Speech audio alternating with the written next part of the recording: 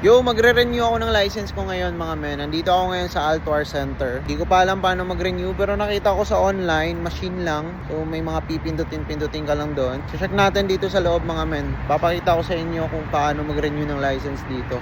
Expired na pala yung license ko eh. Pero buti na lang may 1 month grace period pala dito sa Dubai. So first time ko mag-renew ng license mga men. No need na daw ng eye test. Direct na ako doon sa machine. So ito lang pala mga men. Lalagyan mo yung license number mo, birth year, traffic code, and license source. So ito na yung details ko mga men. Magpo-proceed na ako.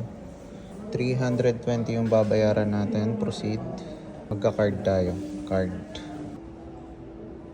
Ilang seconds na lang mga men. Makukuha ko na yung license ko. Ayun na. 5, 4, 3, 2, 1. Print, driver. Uy, ayun. Basic lang. Grabe, sobrang galing mga men. Wala pang 5 minutes, nakuha ko na yung driving license ko. Ito siya mga men, oh. Tatakpan ko lang yung details ko, ha.